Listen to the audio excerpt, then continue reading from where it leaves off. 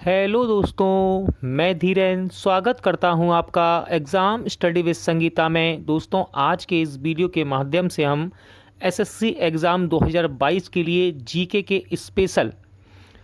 की special class को यहां से शुरू करने वाले हैं। इस सीरीज़ को हम एसएससी की सामान्य अध्ययन बुक जो कि हिंदी माध्यम से है और पिनेकल पब्लिकेशन की बुक से यहाँ पर कवर करेंगे।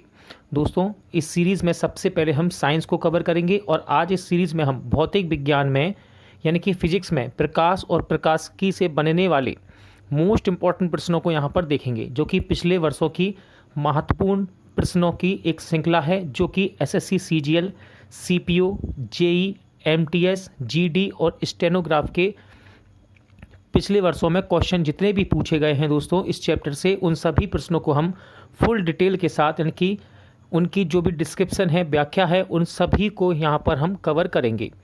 और इस सीरीज़ में मैं कोशिश करूँगा कि दीपावली से पहले आपको साइंस में फिजिक्स, केमिस्ट्री, बायोलॉजी और साथ ही साथ स्टैटिक जीके के सभी प्रश्नों को यहाँ पर कवर कराऊंगा।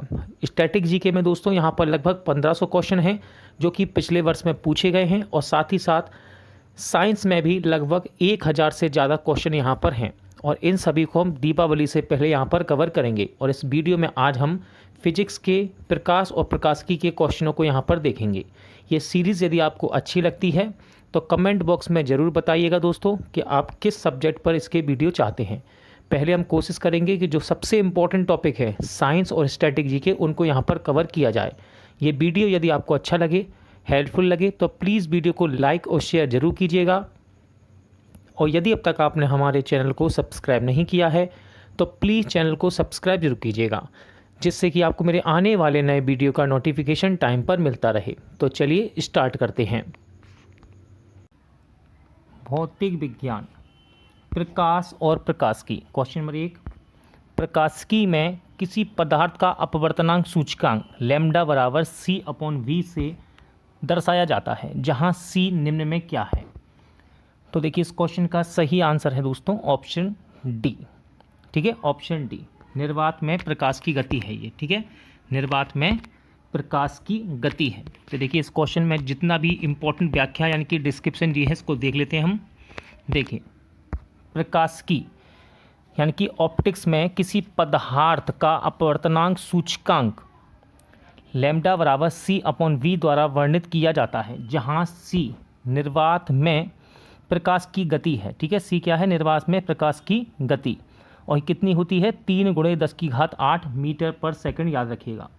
v प्रकाश का कलावेग तथा अपवर्तनांक यहाँ पर दिए गए हैं कुछ इंपॉर्टेंट, जैसे कि वायु का अपवर्तनांक दिया गया है 1.0003, जल का दिया गया है 1.333, हीरे का दिया गया है 2.417, बर्फ़ का है 1.31 और इथाइल एल्कोहल का है 1.36 और निर्वात का है 1। अगला क्वेश्चन देखते हैं। क्वेश्चन नंबर 2, बाथरूम के शीशे और झील पर होने वाला परावर्तन और चश्मे पर पड़ने वाली चमक किस प्रकार के परावर्तन के कारण होती है? तो राइट आंसर है इसका ऑप्शन बी, परावर्तक परावर्तन। ठीक है, परावर्तक परावर्तन के कारण होती है। व्याख्या देख लेते हैं इसकी। इंपॉर्टेंट डिस्क्रिप्शन क्या कह रहा है, देखिए। परावर्तक परावर्तन क्या होता है, ध्यान सुनिए। परावर्तक परावर्तन को एक चिकनी सतह से एक निश्चित कोण पर परावर्तित प्रकाश के रूप में परिभाषित किया जाता है, जैसे बाथरूम दर्पण पर प्रतिबिंब। विसरित परावर्तन को देख लेते हैं। खुरदुरी सतह से उत्पन्न होता है, जो समाचार पत्र पढ़ने की तरह सभी दिशाओं में प्रकाश को परावर्तित करता है। इसके बाद है एकाधिक परावर्तन। एकाधिक परावर्तन क्या है? जब हम 2 दर्पण लेते हैं तो प्रकाश का एक स्रोत कई बार प्रतिबिंबित हो सकता है, जैसे नाई की दुकान में हम 2 दर्पण के कई प्रतिबिंबों का उपयोग करके सिर के पीछे देखते हैं। ठीक है, मल्टीपल रिफ्लेक्शन कहते हैं इसको। ठीक है, चलिए अगला क्वेश्चन देख लेते हैं। क्वेश्चन नंबर 3 क्या कह रहा है, देखिए। निम्नलिखित में से कौन सा तत्व प्रकाश उत्सर्जक डायोड संरचना के निर्माण के लिए उपयुक्त नहीं है? तो इस क्वेश्चन का सही आंसर है ऑप्शन सी जर्मेनियम। ठीक है, जर्मेनियम। देखिए इसके बारे में देख लेते हैं। देखिए जर्मेनियम एक प्रकाश उत्सर्जक डायोड संरचना के निर्माण के लिए उपयुक्त नहीं है। जर्मेनियम आवर्त सारणी के समूह 14 में सिलिकॉन और टिन के बीच एक रासायनिक तत्व है। ठीक है, एक चांदी ग्रे धातु धातुओं और अधातुओं के बीच गुणों में मध्यवर्ती है ये। क्वेश्चन नंबर 4, सोना और तांबा पीले प्रकाश को छोड़कर किस और बैगनी रंग को अवशोषित करते हैं? तो राइट आंसर इसका नीला। ठीक है, नीला और बैगनी रंग को ये अवशोषित करते हैं। डिस्क्रिप्शन देख लेते हैं इसकी, इंपॉर्टेंट है। देखिए सोना और तांबा पीले प्रकाश को छोड़कर नीले और बैगनी प्रकाश को अवशोषित करते हैं, इसलिए सोना और तांबे का रंग पीला होता है। अगला क्वेश्चन है, सूर्य के प्रकाश में कितने रंग होते हैं? इंपॉर्टेंट क्वेश्चन है, सूर्य के प्रकाश में कितने रंग होते हैं? सही आंसर है 7। कितने होते हैं? 7। देखिए सूर्य के प्रकाश में 7 रंग होते हैं। सूर्य की किरणें सफ़ेद रंग की होती हैं और 7 रंगों यानी बैगनी, इंडिको, नीला, हरा, नारंगी, लाल का मिश्रण होता है। हम आमतौर पर इसे विवग्योर कहते हैं। ठीक है, किसका पूर्ण अपवर्तनांक 2.42 होता है? तो सही आंसर हो जाएगा हीरे का। इंपॉर्टेंट क्वेश्चन है, कई बार ये क्वेश्चन एग्जाम में आता है। तो देखिए हीरे का पूर्ण अपवर्तनांक 2.42 और कांच का अपवर्तनांक भी याद रखिएगा 1.50 होता है। अपवर्तनांक सूचकांक, जिसे अपवर्तन का सूचकांक भी कहा जाता है, प्रकाश की किरणों के झुकने को मापता है जब यह एक माध्यम से दूसरे माध्यम में जाती है। क्वेश्चन नंबर 7 देखते हैं। सूर्य के प्रकाश की लाल और हरी तरंग दैर्ध्य के अलावा समुद्र में पानी के अणुओं द्वारा सूर्य के प्रकाश की अन्य तरंग दैर्ध्य को अवशोषित किया जाता है। तो ये किस रंग की है? तो सही आंसर है पीला। ठीक है, ऑप्शन डी पीला। इंपॉर्टेंट डिस्क्रिप्शन है, इसको देख लेते हैं। देखिए क्या कह रहा है ये। देखिए सूर्य के प्रकाश की लाल और हरी तरंग दैर्ध्य के अलावा सूर्य के प्रकाश में पीले रंग की तरंग दैर्ध्य समुद्र में पानी के अणुओं द्वारा अवशोषित की जाती है। जब सूरज की रोशनी समुद्र से टकराती है तो कुछ प्रकाश सीधे वापस परावर्तित हो जाता है, लेकिन इसका अधिकांश भाग समुद्र की सतह में प्रवेश करता है और पानी के अणुओं के साथ संपर्क करता है। निम्नलिखित में से कौन सा दर्पण वाहनों में हेडलाइट के रूप में प्रयोग किया जाता है? तो ये है आपका अवतल दर्पण। ठीक है, ऑप्शन सी राइट आंसर है। निम्नलिखित में से कौन सा दर्पण वाहनों के हेडलाइट के रूप में प्रयोग करते हैं? अवतल दर्पण। देखिए अवतल दर्पण का उपयोग वाहनों में हेडलाइट के रूप में किया जाता है, क्योंकि जब हेडलाइट के बल्ब को अवतल दर्पण के फोकस पर रखा जाता है तो यह प्रकाश को अनंत यानी कि लंबी दूरी तक फैला देता है। देखिए क्वेश्चन नंबर यहाँ पर जो 9 है, चलिए देखते हैं इसको। ऑप्शन नीचे दिए गए हैं इसके। क्वेश्चन कह रहा है, 1 मिनट दोस्तों। ठीक है, निम्नलिखित में से किस प्रकार के दर्पण में प्रकाश का पार्श्व व्युत्क्रमण होता है? तो इस क्वेश्चन का राइट आंसर है समतल दर्पण में। ठीक है, ऑप्शन डी समतल दर्पण में। देख लेते हैं इसके बारे में जरा। देखिए समतल दर्पण प्रकाश का पार्श्व व्युत्क्रमण दर्शाते हैं। पार्श्व उल्टा एक दर्पण छवि का उत्क्रमण है, जहां वस्तु का दाहिना भाग दर्पण के पीछे बाईं ओर दिखाई देता है।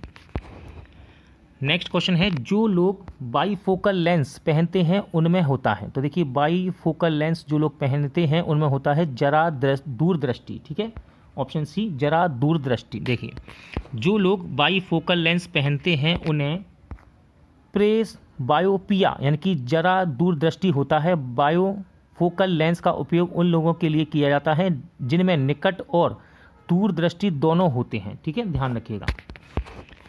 किस घटना के कारण साफ आकाश का रंग नीला होता है? तो राइट आंसर है इसका प्रकाश का प्रकीर्णन। ठीक है, ऑप्शन सी प्रकाश का प्रकीर्णन। ठीक है, देखिए प्रकाश के प्रकीर्णन की घटना के कारण साफ आकाश का रंग नीला होता है। रमन प्रकीर्णन की खोज के लिए रमन को 1930 में भौतिक में नोबेल पुरस्कार से सम्मानित किया गया था। ठीक है, टिंडल प्रभाव कोलाइडी कणों द्वारा प्रकाश के प्रकीर्णन की परिघटना होती है। पर्दे पर बनने वाले प्रतिबिंब को, देखिए यहाँ पर भरना है आपको, प्रतिबिंब कहते हैं, जबकि समतल दर्पण से बनने वाले प्रतिबिंब को कौन सा प्रतिबिंब कहते हैं? तो इस क्वेश्चन का सही आंसर है ऑप्शन ए। ठीक है, तो पढ़ते हैं दोबारा। देखिए, पर्दे पर बनने वाले प्रतिबिंब को वास्तविक प्रतिबिंब कहते हैं, जबकि समतल दर्पण पर बनने वाले प्रतिबिंब को आभासी प्रतिबिंब कहते हैं। देखिए, पर्दे पर बनने वाले प्रतिबिंब को वास्तविक प्रतिबिंब कहते हैं, जबकि समतल दर्पण से बनने वाले प्रतिबिंब को आभासी प्रतिबिंब कहते हैं। वास्तविक प्रतिबिंब प्रकाश की किरणों के वास्तविक प्रतिछेदन से बनता है। आभासी प्रतिबिंब तब बनता है जब प्रकाश की किरणें एक बिंदु से निकलती हुई प्रतीत होती हैं, लेकिन वास्तव में मिलती नहीं हैं। एलईडी का पूर्ण रूप क्या है? एलईडी का फुल फॉर्म पूछ रहा है, तो इसका फुल फॉर्म है लाइट एमिटिंग डायोड। ठीक है, लाइट एमिटिंग डायोड। देखिए, इलेक्ट्रॉनिक्स में एक अर्धचालक उपकरण है जो विद्युत प्रभाव के साथ चार्ज होने पर अवरक्त या दृश्य प्रकाश का उत्सर्जन करता है। मायोपिया को इस नाम से भी जाना जाता है। सही आंसर है निकट दृष्टि दोष। ठीक है, मायोपिया को क्या कहते हैं हिंदी में? निकट दृष्टि दोष। जान लेते हैं इसके बारे में। देखिए, मायोपिया को निकट दृष्टि दोष के रूप में भी जाना जाता है। मायोपिया को माइनस या आकार में अवतल लेंस वाले चश्मे या कॉन्टैक्ट लेंस द्वारा ठीक किया जाता है। दृष्टि वैषम्य को ठीक करने के लिए हमें एक बेलनाकार लेंस का उपयोग करना चाहिए।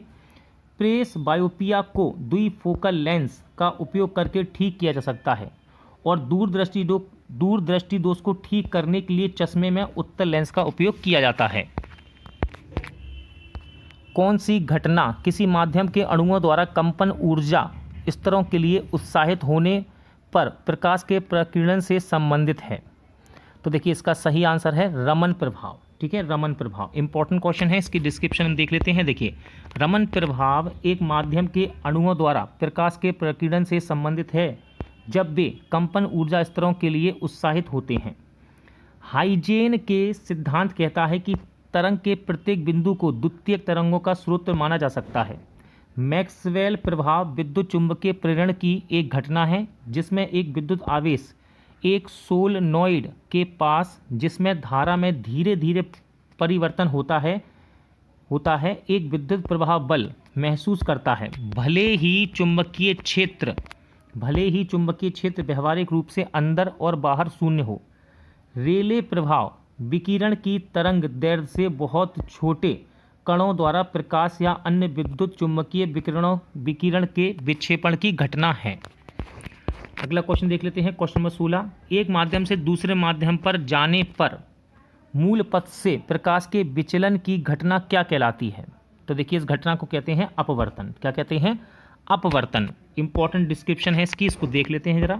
देखिए, प्रकाश की किरणों की विरल माध्यम यानी कि हवा से सघन माध्यम यानी कि पानी में जाने पर अविलंब की ओर तथा सघन माध्यम से विरल माध्यम में जाने पर अविलंब से दूर मुड़ने की इस प्रक्रिया को प्रकाश का अपवर्तन कहते हैं। उदाहरण, जब एक पेंसिल को पानी से भरे गिलास में रखा जाता है तो पेंसिल टेढ़ी दिखाई देती है। और दूसरा उदाहरण है, एक सिक्के को पानी से भरे टब में रखा जाता है तो सिक्का टब की तल से थोड़ा ऊपर दिखाई देता है। चलिए देखिए, क्वेश्चन को ध्यान से देखिए, इसके ऑप्शन नीचे हैं। क्या कह रहा है? उस घटना का नाम क्या है प्रकाश के प्रकीर्णन से जिसमें किसी पर्वत के शीर्ष पर सूर्योदय और सूर्यास्त के दौरान एक हल्का लाल या नारंगी रंग होता है? तो इस क्वेश्चन का सही आंसर है ऑप्शन सी। ठीक है, इसको बोलते हैं एल पेंगलो। क्या कहते हैं? एल पेंगलो। चलिए इसकी डिस्क्रिप्शन देख लेते हैं क्या होता है ये। देखिए, एल पेंगलो वह घटना है जिसके द्वारा पर्वत शिखर सूर्योदय तथा सूर्यास्त के आसपास गुलाबी या नारंगी दिखाई रंग का हो जाता है।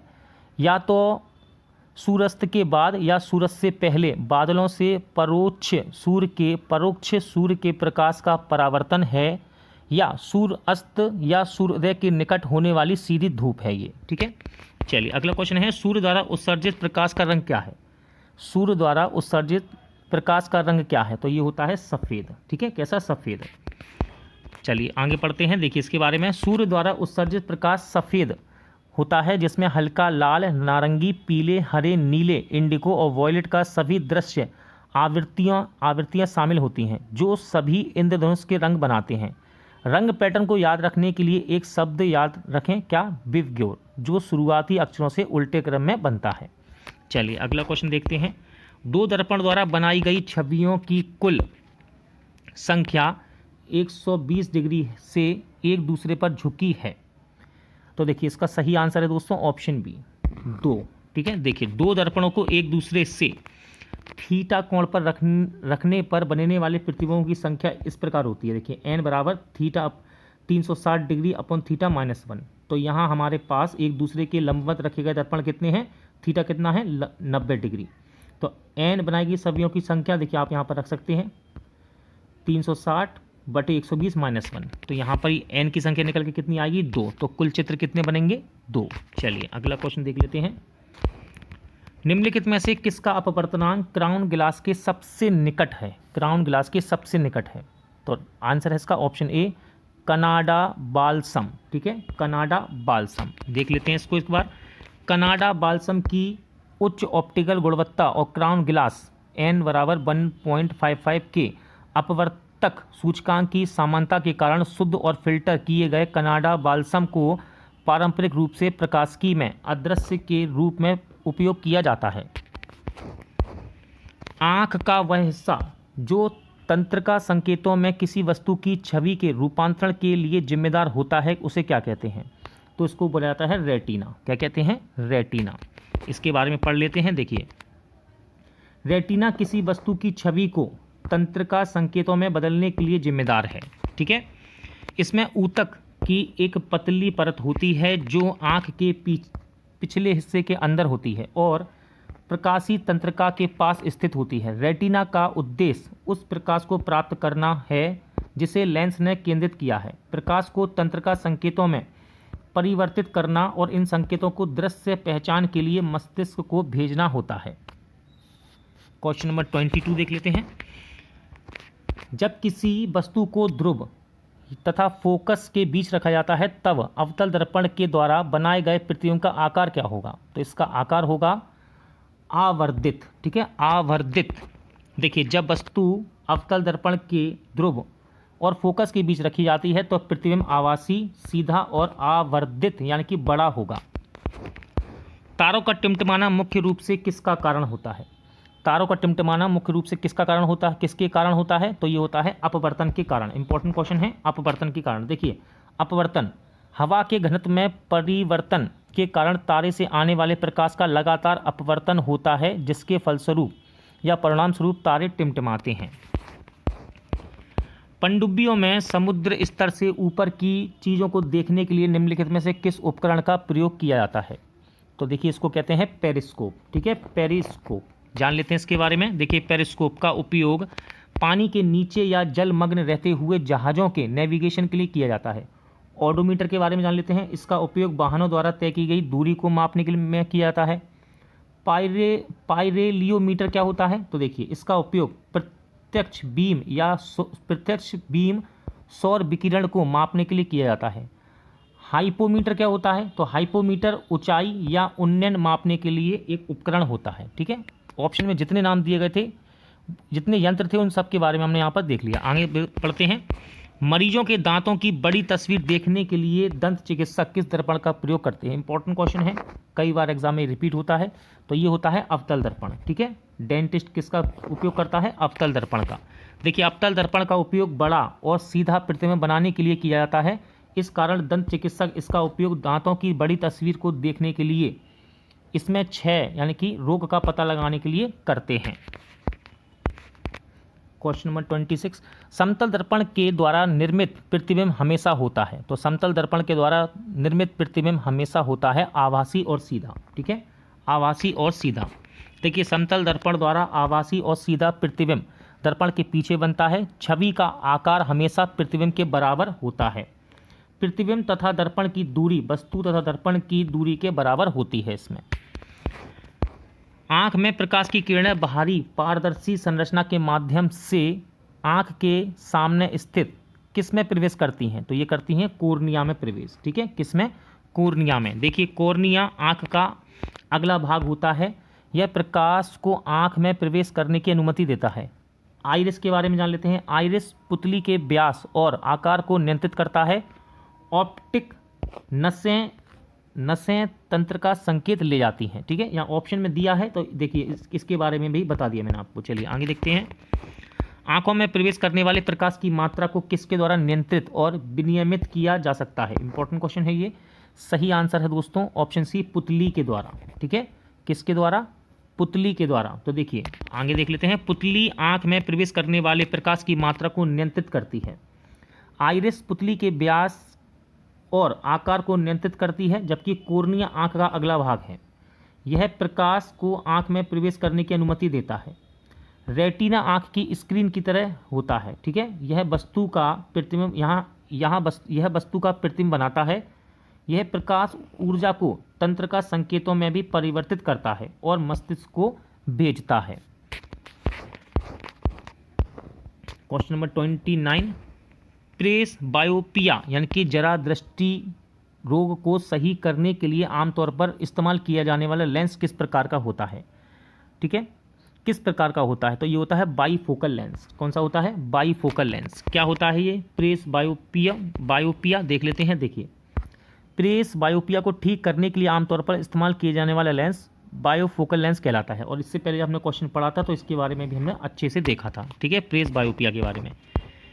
एक मानक स्रोत के रूप में किसी अज्ञात स्रोत से निर्मित प्रकाश की तीव्रता को मापने के लिए किस उपकरण का प्रयोग किया जाता है? सही आंसर है इसका ऑप्शन ए। ठीक है, ठीक है, ऑप्शन ए यानी कि फोटोमीटर। ठीक है, फोटोमीटर। डिस्क्रिप्शन देख लेते हैं इसका। देखिए प्रकाश मापी के बारे में देख लेते हैं। प्रकाश मापी, इसका उपयोग प्रकाश की तीव्रता को मापने के लिए किया जाता है। आगे देखिए कैलिपर्स, ऑप्शन में दिए गए थे इसलिए इनको हम देख लेते हैं। कैलिपर्स, इसका उपयोग किसी वस्तु के आयाम को मापने के लिए किया जाता है। ठीक है, अमीटर क्या है? अमीटर का उपयोग करंट मापने के लिए करते हैं। डायनोमोमीटर किसी घूर्णन शाफ्ट द्वारा प्रेषित यांत्रिक बल या शक्ति को मापने के लिए डायनेमोमीटर का उपयोग किया जाता है। ऑप्शन में 4 ऑप्शन थे, इन चारों के बारे में मैंने आपको बता दिया। यहाँ से क्वेश्चन एग्जाम में बन जाते हैं। ठीक है, रजत को दीर्घ दृष्टि है तो उसकी दृष्टि को सही करने के लिए नेत्र विशेषज्ञ उसे किस प्रकार के लेंस की सलाह देगा? तो राइट आंसर है उत्तल लेंस की। ठीक है, ऑप्शन डी उत्तल लेंस। देखिए दीर्घ दृष्टि यानी कि हाइपरमेट्रोपिया को दूरदर्शिता के रूप में भी जाना जाता है, जिसे उत्तल लेंस द्वारा ठीक करते हैं।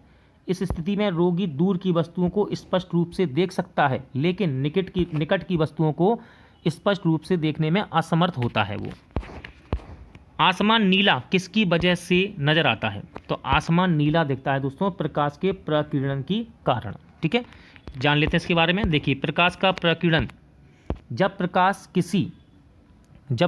किसी ऐसे माध्यम से गुजरता है जिसमें धूल तथा अन्य पदार्थों के अत्यंत सूक्ष्म कण होते हैं, तो इनके द्वारा प्रकाश सभी दिशाओं में प्रसारित हो जाता है, जिसे प्रकाश का प्रकीर्णन कहते हैं। नीले प्रकाश की तरंगदैर्घ्य कम होती है, यह सूक्ष्म कणों से टकराकर आकाश में बिखर जाता है, जिस कारण आकाश नीला दिखाई देता है। ठीक है, अगला क्वेश्चन देखते हैं। देखिए इसको पढ़ चुके हैं हम। अगला क्वेश्चन देखते हैं, क्वेश्चन नंबर 32। टिंडल प्रभाव किस कारण होता है? टिंडल प्रभाव, तो टिंडल प्रभाव ये होता है दोस्तों प्रकाश का प्रकीर्णन के कारण ही होता है। ये भी ठीक है, प्रकाश के प्रकीर्णन के कारण होता है। देख लेते हैं क्या है ये। जब प्रकाश की किरणें सूक्ष्म कणों से टकराती हैं तो टकराकर बिखर जाती हैं, अर्थात जब प्रकाश किसी कोलाइडी माध्यम से होकर गुजरता है तो प्रकाश का प्रकीर्णन होता है तथा प्रकाश का मार्ग दिखाई देने लगता है। यह टिंडल प्रभाव को प्रदर्शित करता है। अगला क्वेश्चन है,